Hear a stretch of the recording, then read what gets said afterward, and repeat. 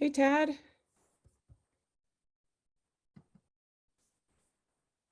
Can you hear me? I can hear you. Hey, there you go. Now you can see me. Yeah, I can see you. How are you? I am good. Good. Can you see my screen okay? Yeah, Okay, great. So, how's life? life is interesting as usual. Um, Still trying to find a role, but prospects are increasing. Good. I'm getting more organized step Yeah. by step, which is driving me absolutely crazy. But it's not satisfying my need to get things done. Mm-hmm. But I'm persistent. So Yep. Sometimes we just gotta turn on some of those other focuses too during those times. I know I do. If I can't get something done, then I gotta go, okay, let me put on another lens. yeah, that's a good idea. There is a lot of other stuff. Of course, I constantly debate whether it's a distraction or it's productive, but Yeah. anyway. Hi, Rebecca. Hello. How are you? I'm good. I can never remember where mute is on the on this screen because I don't use Zoom very often. Yeah. Do you use a different program? Yeah, we use Teams. Teams? Yeah. Gotcha. How was your weekend? My weekend was busy. I always plan too much for myself on the weekends. Yeah. Hopefully it's fun stuff. No, this was a honeydew weekend. Well, hopefully you feel accomplished. Did get a few things crossed off, so. Yeah, good. Hi, Susan. Hi, how you doing? Good. How are you? I'm pretty good. Good. Just gonna wait. My number 3. Competition is your number 3? Number 3. Okay. I don't know if you guys remember, but we actually talked about competition a couple of months ago, but it was one of those sessions I didn't get recorded. And so it got put back on the docket for us to do it again so that I could record it.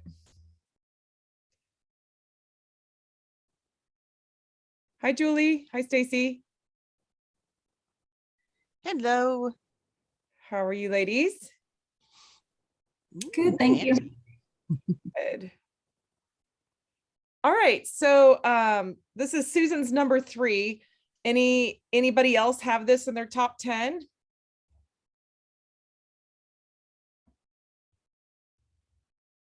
I am looking. I don't think so, but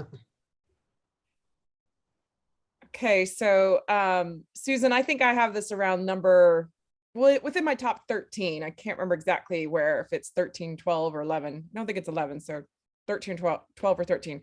So we will be informing everybody on the call how we feel about this, and then you guys can feel free to ask us questions about our competitive nature and how that plays out for us, okay? All right, so let's get going. As you guys can see, competition shows up in a person's top 5 capacity 11% of the time. This means that it is on the more rare side and that it is misunderstood rather than understood fully. I'm sure some of you on this call have encountered a very competitive person and you're thinking, why the heck is this person so competitive? Why do they always need to win? Why is this such a big deal to them? Well, today you're gonna find out.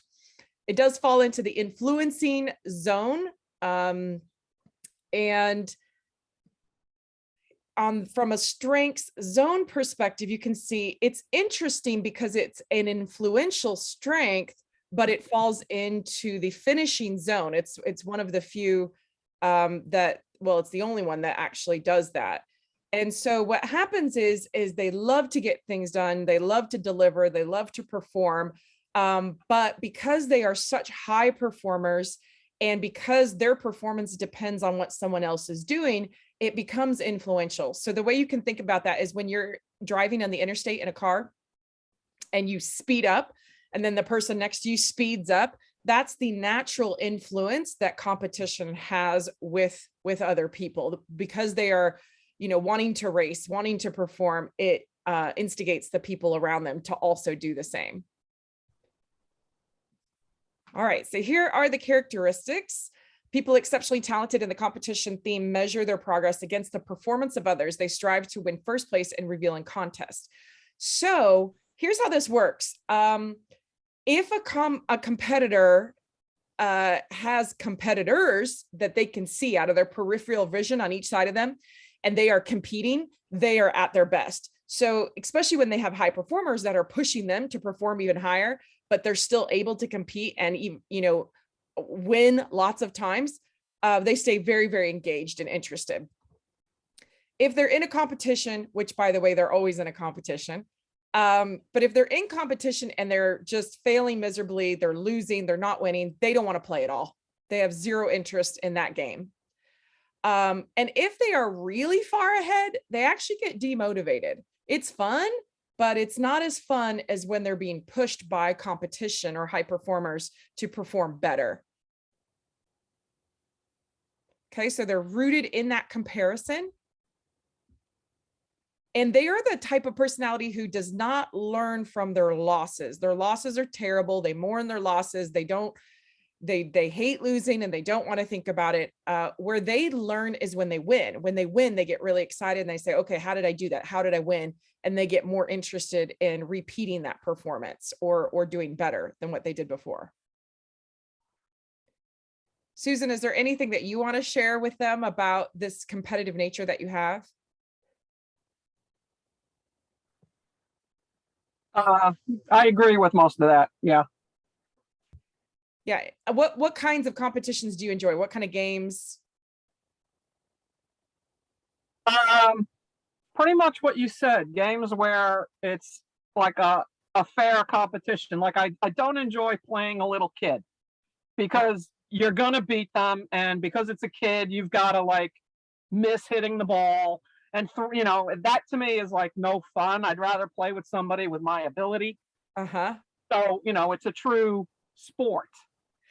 And for you personally, what do you play? Sports? Do you play video games? Yes. Do you play board games? What do you like playing? All of that. Play all that. And my family has very vicious Monopoly games. We go off the books with the trading. Yeah. Are there certain things you don't like competing in? Well,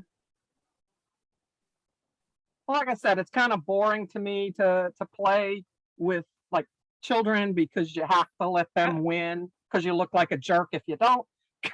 So that to me is just not fun for very long. I mean, I don't like for a few minutes, but after that, I'm like, oh, come on.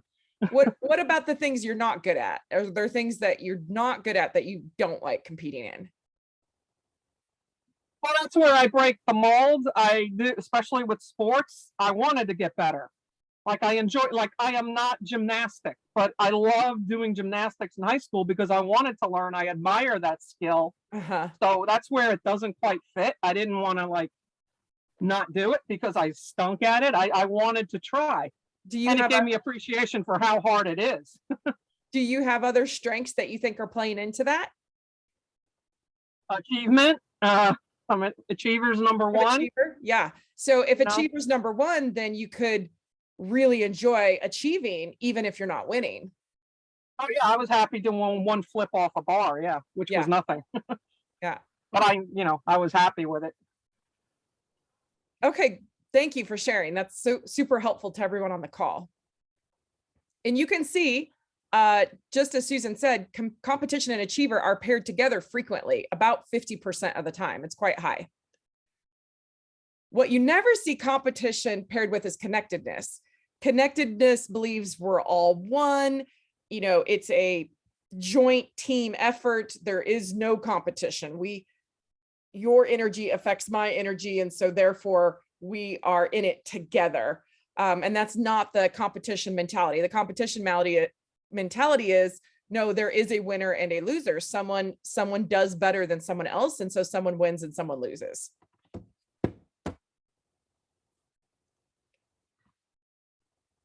So competition is one of those strengths that intensifies everything around it.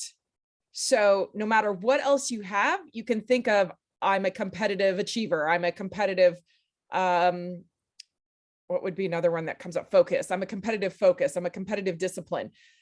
So just like achiever, it intensifies everything around it. Specifically, if it's paired with achiever, it's extremely intense because now you're competing to achieve and you are achieving competition. Some of the disconnects that you may experience with other strengths could be something like consistency, where, consistency values treating everyone fairly, and competition does not. Competition is there's a winner and there's a loser. Same with harmony. Harmony is very, get everybody in a room. Let's get everybody aligned and into agreement. Inclusion is making sure no one is left out and including them. Interestingly enough, a competitor with a competitor, sometimes they get along great, and other times they don't get along at all. They're actual there's rivalry between the two of them. So it just really depends on the person and situation. And then again, connectedness is not something that competition typically gets along well with, although connectedness tends to get along well with most people. So in this scenario, a connectedness could really understand a competitor pretty well, where maybe a competitor has a harder time understanding that connectedness mentality. I also want to show you that when you pair up competition and achiever, it starts looking like maximizer. So remember, if you recall, maximizer is someone who looks for top talent, has a bit of perfectionist to them, wants to hang out with the elite. So when you get a competitive achiever, you start seeing this and you may think it's maximizer, but it's actually the combination of competition achiever. And competitors are really drawn to achievers, competitors. I should have maximizers on here because competitors love to be maximized. So I'll add that before I send it out. Add max. Okay. Okay. What they absolutely hate is when they can't compete, they're not winning, their competitive nature is not appreciated, and they aren't getting recognized for their top performance. So sometimes they're out there, they're doing a great job and they have top performance, but it's not valued. People are just going, oh, well, you're just doing your job. And they're like, no, I'm outperforming everybody. I should be getting accolades for that.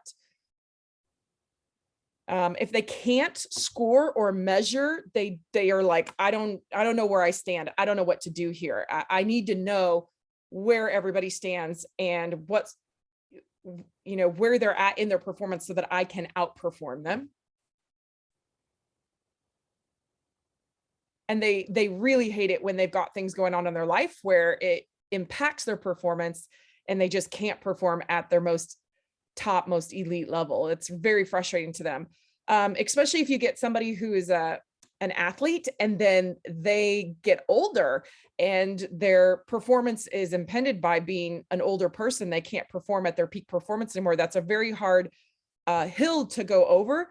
But once they realize that, oh, well, you should be, competing within your age brackets, then they can still win within those age brackets and stay competitive. So obviously they're at their best when they're competing, when they're winning, when they're playing games, when there are opponents and they can score and compare performance.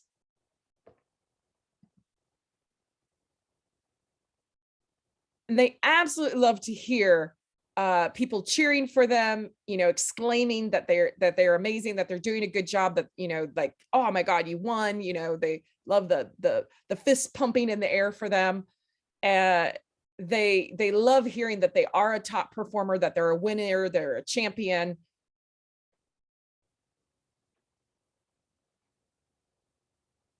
Now, if they're using their competitive strength, they're squeezing that muscle, they're using it, but it's not the right environment, they start hearing things like, oh, you're such a sore loser. Why do you always have to win? Why is everything a competition to you? You're not a team player. You know, all those things that you competitors have heard before. It's just because you were using competition at a time that, you know, it wasn't time to use that to get a result.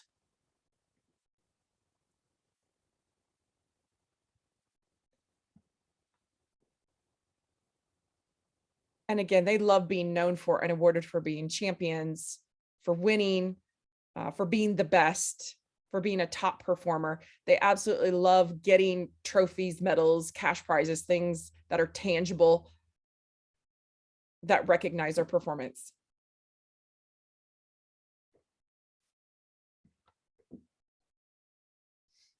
So when you're talking with a competitor, you're going to hear them do those comparisons. And it's so funny to watch certain strengths that don't appreciate competition, and they're just like, why are they always comparing things? And it's like, that's how they know where they stand, and that's how they know, you know, if they're performing at an average level, at a high level, at their best. And if you have something like achiever, like Susan does, you might also be wanting to beat your personal bests all the time as well. They're going to be wanting to talk about the games. You know, they're watching sports or some sort of competition, doesn't have to be sports necessarily. And they want to talk about, you know, who's winning and why, and who the best ones are and what they're doing to win. You know, just discussing those types of things is what they're going to focus on in communication with you a lot of the time. Sometimes they'll even taunt you to see if you're a worthy competitor, someone that they want to compete with. It's not a very friendly feeling strength. I know when I've come up on it, a really competitive people, it's like they're wanting to size me up and see. I'm a high achiever, so I get it a lot. They want to size me up and see if they can beat me. And sometimes it feels not very friendly, but I also, since I understand their personality, just rise to the challenge and just try to do my best so that they can compete with me. This comes out in my fitness classes a lot because I have some very competitive people in there. So I'll literally go up to them to inspire them. I'll stand next to them and say, do you think you can beat me? And, you know, they usually do, but it motivates them and it gets them really excited. So if I'm trying to engage the competitor, I want to play the game with them. I want to, you know, recognize their high performance. I want to talk about the competitors. I want to compare things with them. And we always want to be talking about how to reach higher levels of performance and the scores of, you know, the rankings. The rankings are scores of games or people.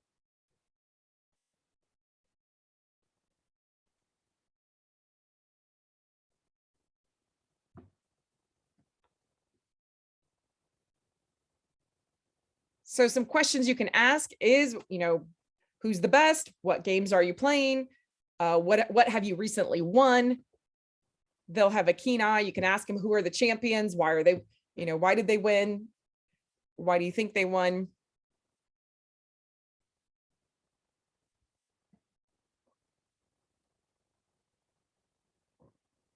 Competitors go into sales a lot. They are natural salespeople. Just like a woo personality, they just have a desire to win. And so they're going to do just about anything to win, to get the sale, to close the deal. And it's really fun and challenging to them to figure out how to do that, how to get someone to, you know, buy the product or service.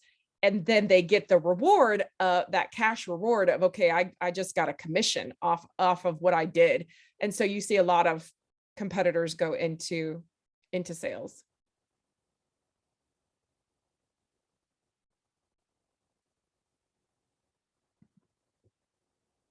If we are to influence them, we need to show them how the product beats everybody else. We need to show them how the product or service is going to help them win or make them best in class. We've got to show them, you know, why this particular product or service ranks really high up in the, on the charts.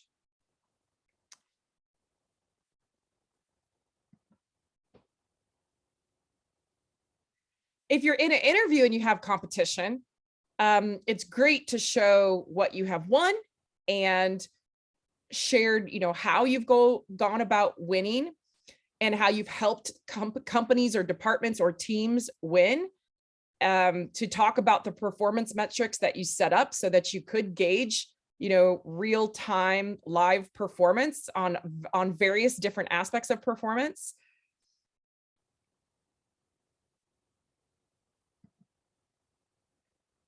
And if we're trying to gauge whether we're dealing with a competitive person and we don't know for sure, what we want to ask ourselves is, does this person seem competitive? Do they seem to compare a lot? Do they seem to really focus on winning and achieving a lot? Do they seem to care about who won, who did more, who is the est, right? The best, the finest, the high, the highest jumper, any of the EST words, they'll use those a lot. You'll hear them using words like compete, win, best, victory, champion, competitor, performance, metric, score. And these are the types of words that we would like to use with them if we want to turn their brains on and engage their brains.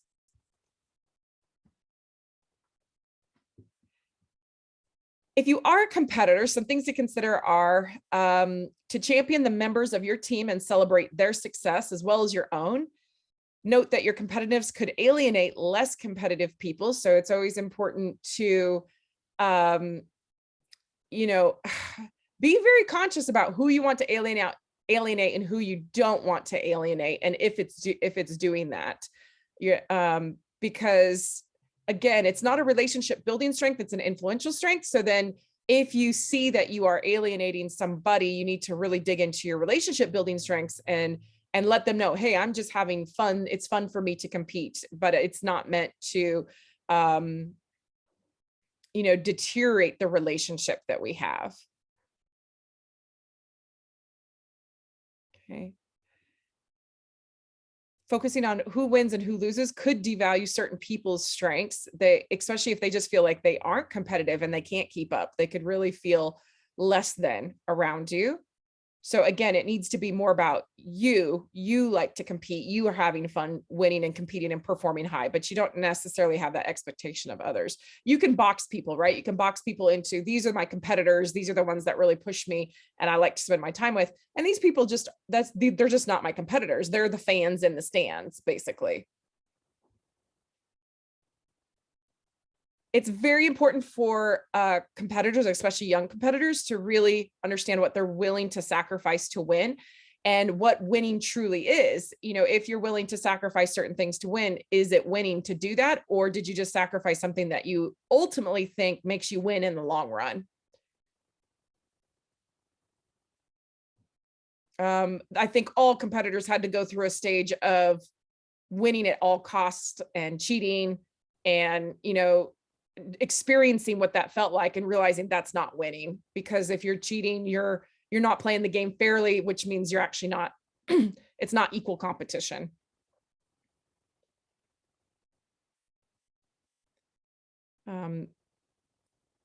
Relationships falls into what we just talked about. And then I think another thing to really consider as a competitor is when your competitive nature is decreasing the team performance when you're on a team. When is it increasing the team performance and when is it decreasing? And I think competitors also have to decide whether they want to compete individually or whether they want to compete with a team. And then once they've decided that, then being a good team player to help the team win or not being an individual competitor.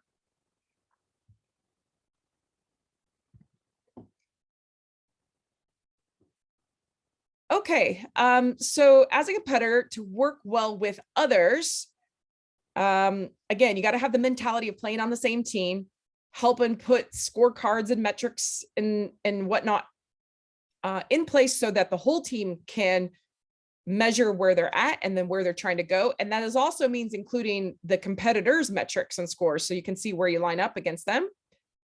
And that's something that you have to bring to the teams with that competitive nature. So I'd always offer that is to bring in that element of competitive metrics, I think also known as KPIs. You can be the one to really lead contests and games that people get to participate in. Again, identifying who are your competitors on the team, and then who are the ones that you're not competing against, but rather you're working with, collaborating with.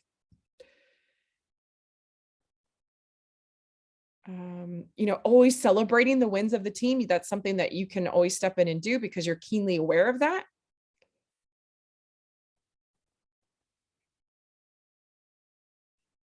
Okay. And then if we are trying to work with a competitor, we need to be willing to discuss performance, discuss measurements and scores, put best practices in place that encompass what the top performers have done, and just really recognizing their performance and where they're doing really well and encouraging that, helping them gain the awards and accolades that they really enjoy. These are things that we can do as a collaborative team member to keep them engaged. If we are a high performer, we can compete with them. They'll enjoy that. Anything else, Susan, that you think you want people to know about interacting with you successfully?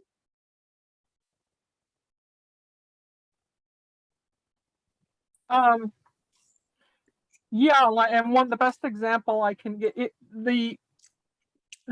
all that boils down to recognition in one way or another on that list. It's not quite as needy as that may leave the impression of. For example, I'll give an example. I'm a cancer survivor, and I used to go to a lot of cancer society events and walks for the various cancers. And they usually call out the cancer, so all the survivors stand up and people applaud us. To me, that was embarrassing because I didn't feel I achieved anything. My surgeon did it. My family and friends supported me, but I don't feel like just applauding me because I happened to survive because of a skilled surgeon and dumb luck. That to me is embarrassing. I get the well wishes. I know the intention, but I quit going because of that, because I felt embarrassed.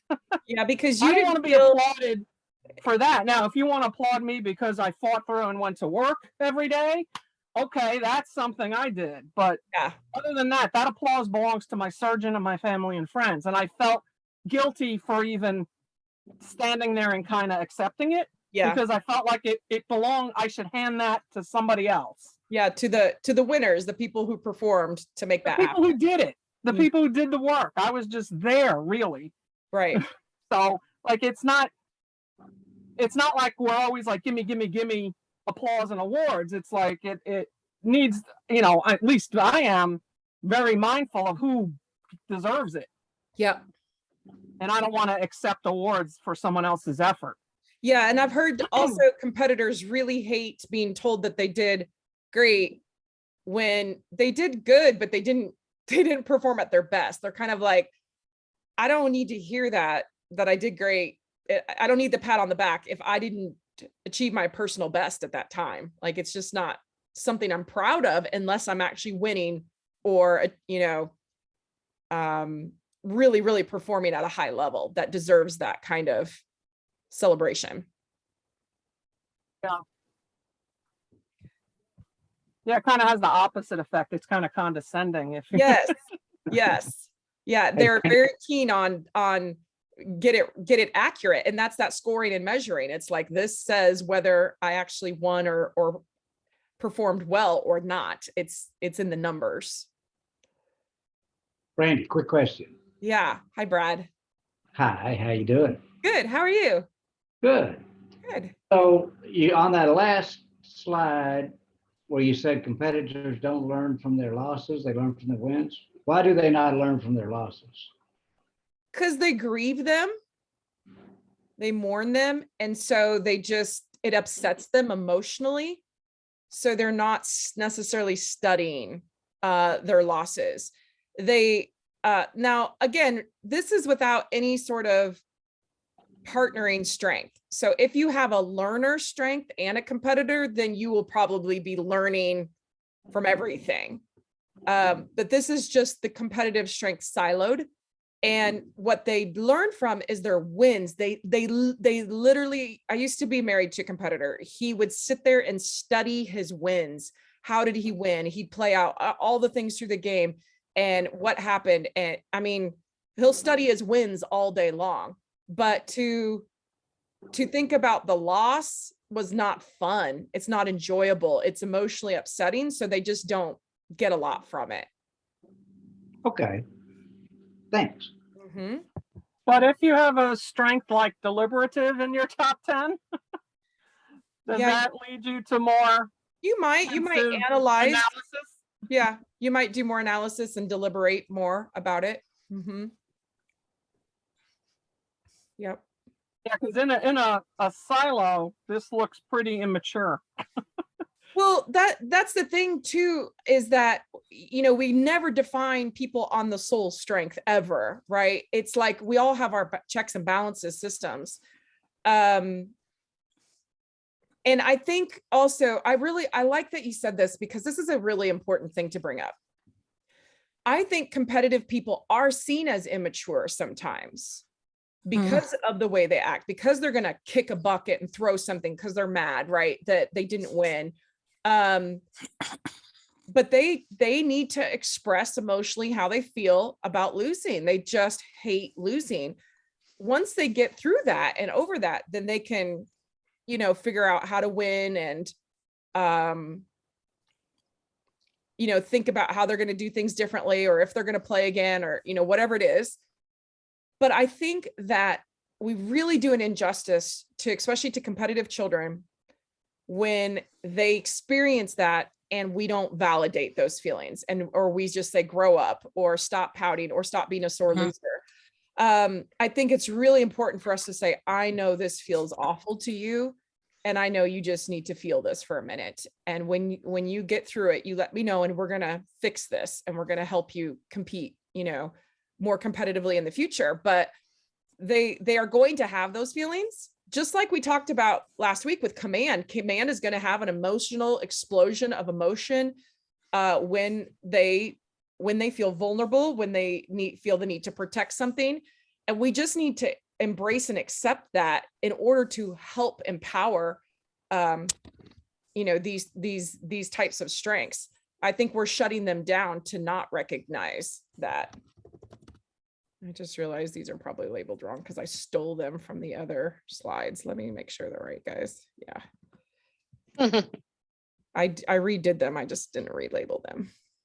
No, that's okay. While you're doing that, I mean, the main reason I joined today is because my husband has this for number 7. So I'm married to a competitor. And that's an interesting question, Brandy. Are there any like gender differences? Are most competitive types male? No, Really? I've got half and half, female, male.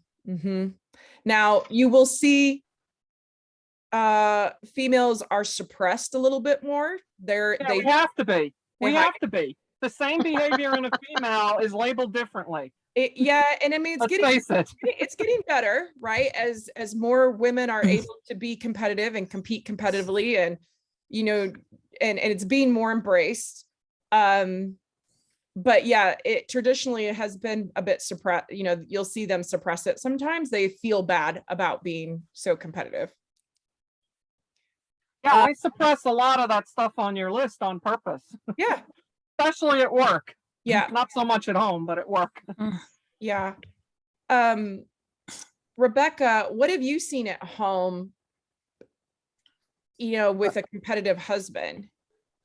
Well, he's in sales, so he gets to compete all the time. That's great.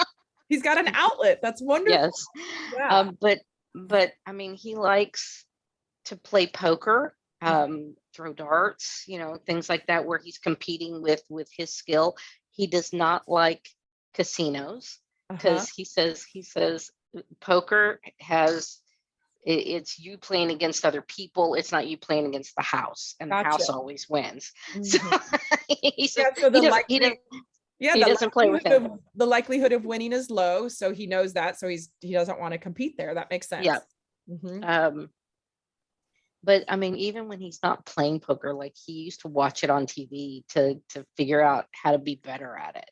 Mhm. So it's kind of interesting listening to this because I see a lot of this that Yeah. he does. Yeah, I love Um, working with competitors because they will do anything to win. So all you have to do is continuously tell them what to do to win.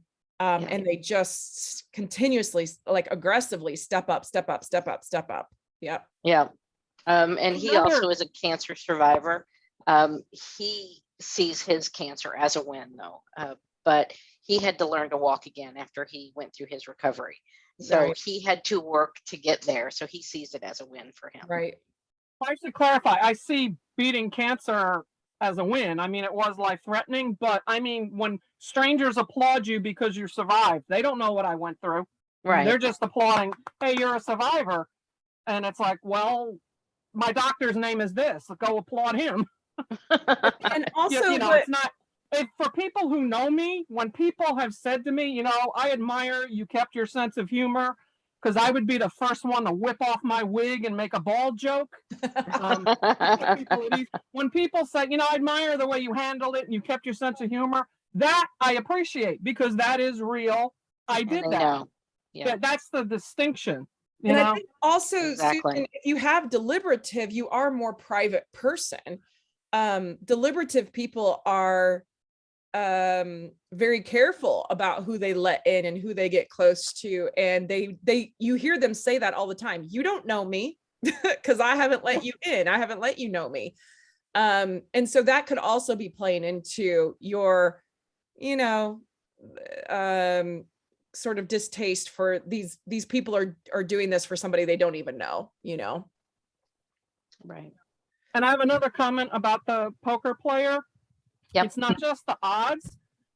With poker, he's thinking and he's using strategic, you know, I'm going to trade this for that. He has some influence on the game. Oh yeah. And he If says, you're at a slot machine, even though you can win big, you know, but any idiot who happened to walk up there and put the money in would have won. That's he says no a monkey can be a millionaire. Yep. bingo if they walk in at the right time. So that's why he would be more drawn to a card game like poker or blackjack because you can influence it a little bit. It takes more skill. Yeah. Yeah. Well, Whereas it's the funny. others is random luck. He says he is not good at math, but you give him a deck of cards and he can do math. Mhm. Yeah. So these that I'm kind of just flashing through are the, you know, the other strengths, the other 33 strengths. And I just wanted to show, you know, when you pair up with one of these, why as a competitor you would want to pair up with these. And I think these slides are very important for competitors to go through so that they can 3 of see mine are on there. the need for other people and why they can win bigger if they partner with others. Maybe that's why I'm Okay. good with my husband. 3 of my top 5 are on there. Well, these are all of them. So look, Yeah. they're all here and they're all like why a competitor would want to partner with the other strength. Yeah.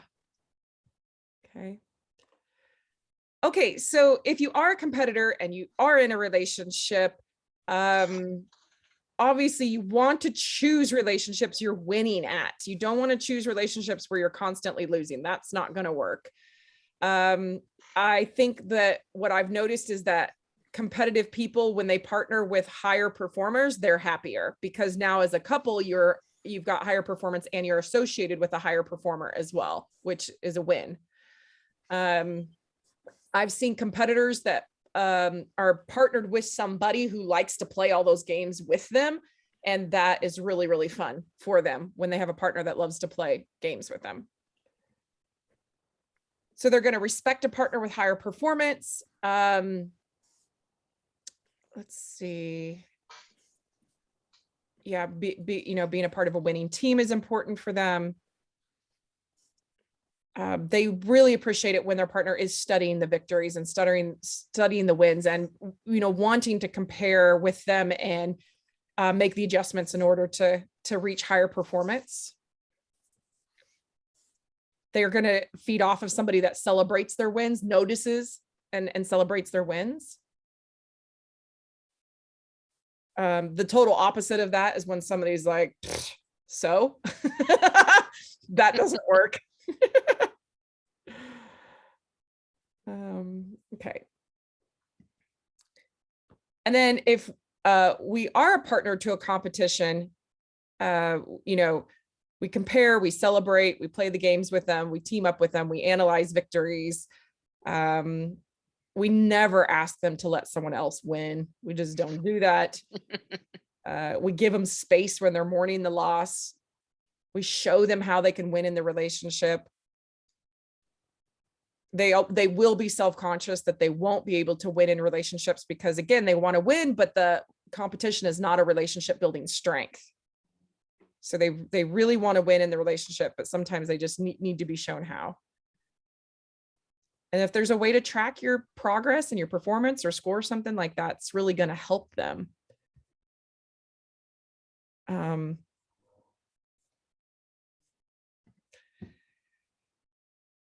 Okay, if you're a parent, and by the way, I did have a parent with competition, and so I wrote down all the things I thought he did well with me as a competitive parent. You know, he would celebrate our wins. He would teach us a champion mindset. He himself would engage in competitive outlets. He had his own sports and things that he was doing, which I thought was very important to our relationship as child and parent. We got to go to those games as well and watch him and celebrate his wins. And then we talked a lot about what defines success tangibly in the world. He did a lot of reading to become the best parent he could be with his children. We always discussed what made us win. And then it was fun at some point, you know, when we grew up to a certain age, we all got to play games together. So we got to get on a volleyball team and be on the same team and compete together, which was really fun for him. It was fun for me too. I didn't mean for it to sound like it wasn't fun for me, but it's just different fun than it was for him. Socialize with other top performing families. Yeah, so competitors just want to be surrounded by other competitors, or high performers, I should say. They really gravitate towards achievers. You can track and recognize the progress as a family. We played tons of games together, so we had a lot of fun together. Now, if your child has competition, you guys can see this first bullet comes up over and over again. Celebrate their wins, right? They really love to celebrate the things that they're winning. And again, it can be just verbal. It can be, we're going to take a trip because you did this. It can be cash reward. It can be a trophy. They love something to be able to look at that and remember that they won that thing. We help them find competitions and enter into competitions as parents for these competitors, making sure they have opportunities to compete. I loved talking to this young lady the other day. She's in high school, and she said she absolutely hated sports when she was really, really young. And I thought it was because she wasn't winning when she was younger. She hadn't developed the skill yet. She said, "Oh no, I was winning." She said, "But I didn't get to compete." She said they just made us play the sports for fun and didn't keep track of score and stuff. And she said it was awful. She said once she finally got into, you know, a grade where they were allowed to actually compete, she said she had way more fun in the sports. Obviously, when just like a husband or a partner, if the kid is losing, we need to let them mourn and let them know that's okay.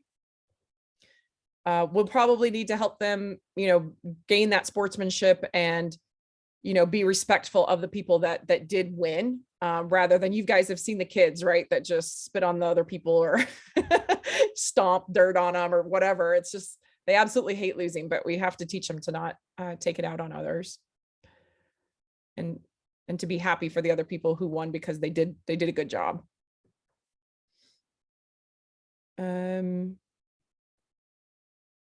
So yeah, same types of stuff with the kids.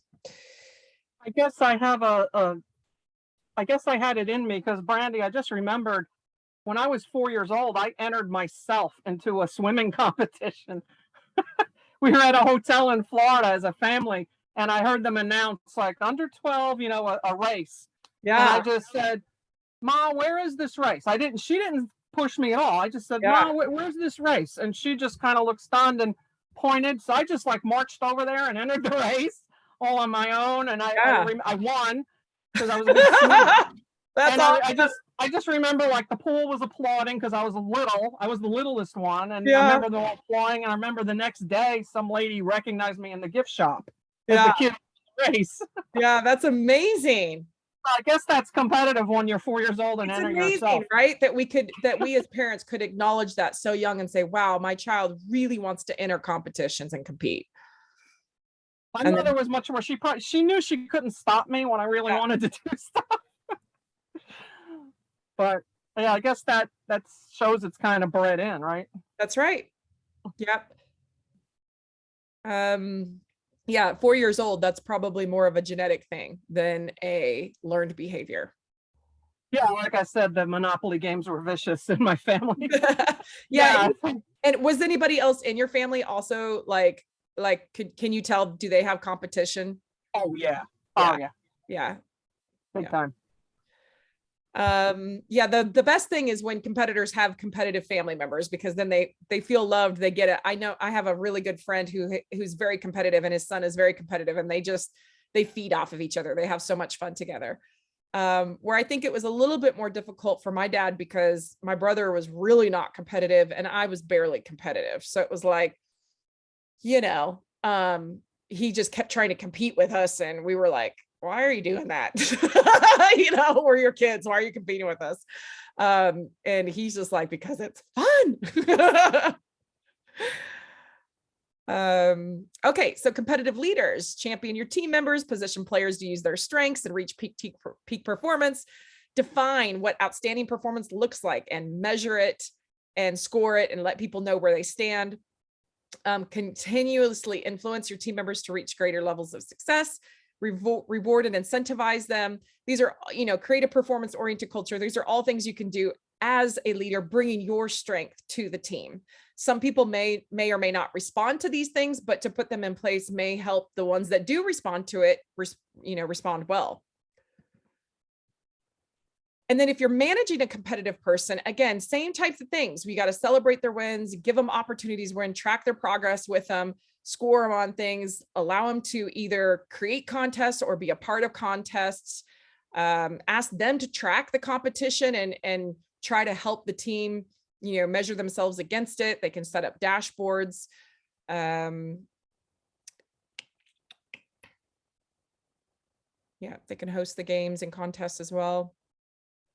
Of course, refrain from putting them in positions where they're repeatedly losing or contests. They will leave.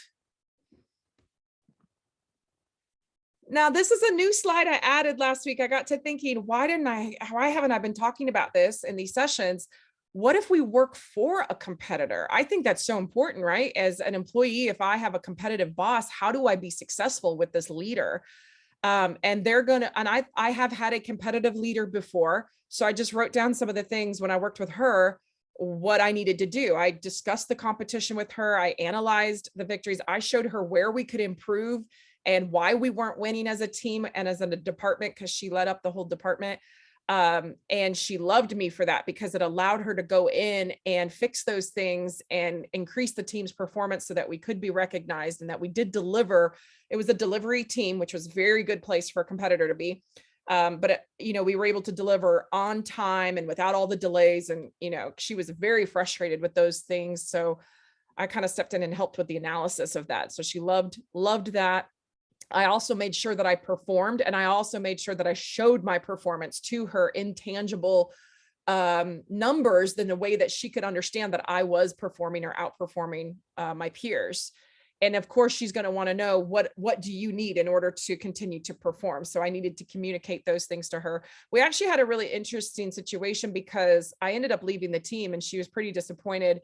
And it was because of the fact that there was another team member there that we had a pretty significant issue. And then I was repaired up with that person and I was okay. I could act professional, but that person was really taking it out on me. So we weren't able to be productive.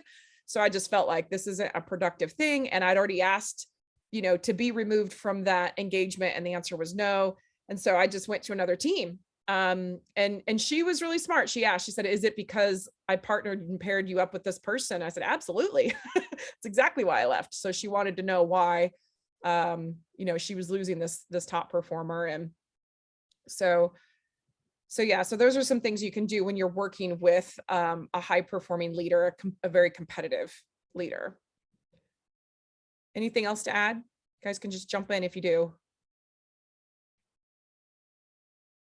Okay, to be an effective coach for a competitor, we've got to find places where they can win. One of the hardest things I've experienced as a coach is working with a competitor, especially competitor number one strength, who's losing. Is extremely difficult to get them back on track, to get them winning, to get them experiencing wins, especially if they were like an executive and then they're just not able to get back on that track. It's very, very, very difficult. But anything we can do to get them winning and performing and feeling better and getting back on top and, feeling like they are, either working towards their best or finally getting to a spot where they're at their best again. That's huge for these people.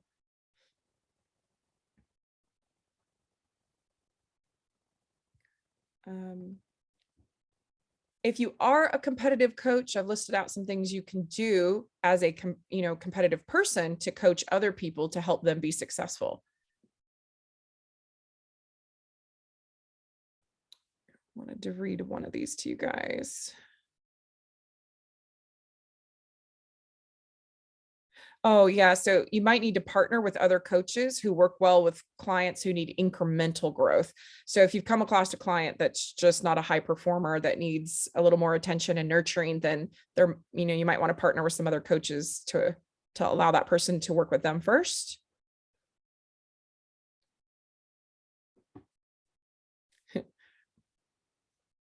Says refrain from competing with your clients, but that also means unless if they're not a competitor.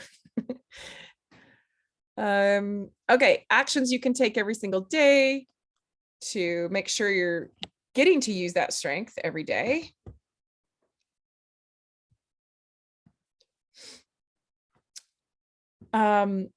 If we are not competitive enough, we may experience underperformance, losses.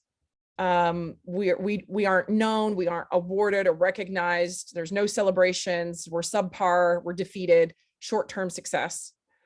If we are being too competitive in a way that's detrimental to our own actual success, we could create hurt, embarrassment for people, high levels of ego, distrust. Maybe that person is abrasive. It creates feelings of lack of safety or hurt feelings. They could be seen as uncollaborative, self-centered, a sore loser, a quitter, lack of sportsmanship, unethical, short-term success. So what we're trying to do is figure out as a competitor, how to use that competitiveness to create the optimal zone, which is where you are a winner, you are at your best, you are a top performer, you're a champion, you have trophies, rewards, recognition, celebration, long-term success. So again, each competitor is going to be different, but this is what they need to think about is when are they using the competitive strength that's not to their advantage? When are they not using it enough? What's optimal?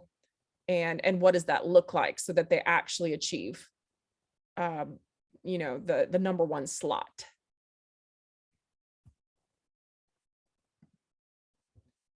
Okay, here's some of the careers that people have not only entered into as a competitor, but seem to enjoy. Command at the top there. Thank you. Let me change that. I'm in QA. I couldn't help myself. Sorry. Oh, no, I really appreciate it because I took those. I copied them over. Competition. Yeah.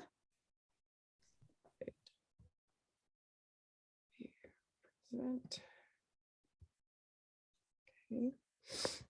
And what you'll see there's a lot of I cannot tell you how many people in my database with competition have gone up to like executive levels. They just really love to compete and win and go up the ranks and do stuff. I slapped a couple of books on here. Can't Hurt Me is this guy is super competitive. So I think you'll enjoy reading about him. He went from being a nothing to Navy SEAL, winning ultra marathons, just amazing story. It's very direct, very intense, but has an amazing story. How to win friends and influence people. Anything with the word win is going to be exciting to competitors, especially if it truly is a good book that allows them to win, which this one is. And then I thought this was interesting. I asked a competitor about they gave me a nonfiction book, and they said this was about, God versus the devil and who won. And I thought, well, that's really interesting that there's this appeal to this nonfiction book for champions, winners. What about you guys? Any books that you think really would appeal to the winning mentality? What is the name of the Stephen King book? That's The The Stand. what? The Stand. Is that, am I hallucinating or is that backwards? It's backwards. Oh, okay. Because I was like, am I having like a stroke? It's backwards. Okay. Hey, Brady, this 21 indispensable qualities of a leader might be of interest Okay, I'll look through that one. 21. by John Maxwell. Oh, it's Maxwell. Okay. Just a thought. Indispensable. Come here. You want to say hi? Come here. There's Peak, everybody. Yay! Hi, Peaky. Had to Hi, make his Peaky. Debut. What's his name? Peak. Peak? It's a verb. To peak. That's a competitive name, isn't it? He's always peeking at you. Brandy, are you familiar with Jack Welch, his book Winning? I will be. I mean, he wrote it years ago. I don't know if he's held in the esteem that he used to be, but he wrote that years Yeah, I'll years look ago. into that one. That's a great suggestion. Okay. Anybody on the call never taken the CliftonStrengths assessment? We've all taken it. Okay. So you don't need that. It comes in all those different languages. Everybody got the app on their phone? Has everybody signed up to strengthology.co for 12 bucks to get all your additional insights? I'll show you one update to that here in just a second.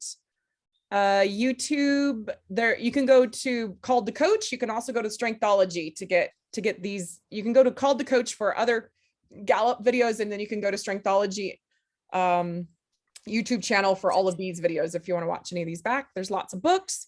10% of everything I do is donated to Operation Underground Railroad. And then you can take a quick screenshot or take a picture of that if you need my info.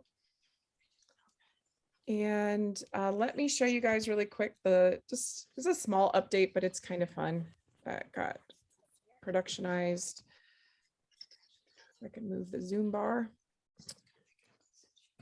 Let's see here, dashboard and the uniqueness slide. So I just kind of revamped this recently because it wasn't very clear before. So now you can see in your profile, your extroverted strengths, which I actually have none.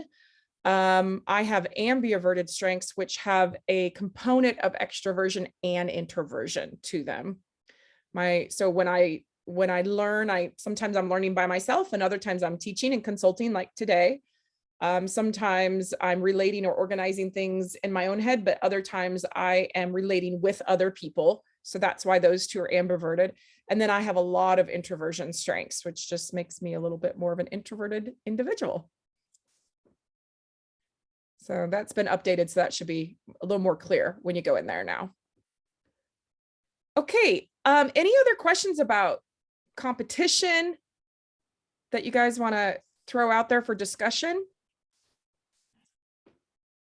Do you feel like you understand it well?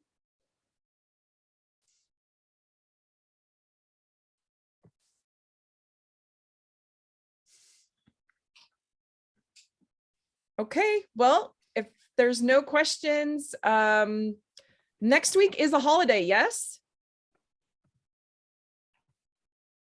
Is Yes, it? it is. Yes, it is. It's a holiday. So we're not going to do this because you guys are not going to be on your computers next Monday, correct? Correct. Yeah. So this will be back on June 6th, and we are going to talk about the focus strength on June 6th. Sound good? Thank you. All right. Thank you, everybody. Thank you, Brandy. Welcome. Take care. Welcome, guys.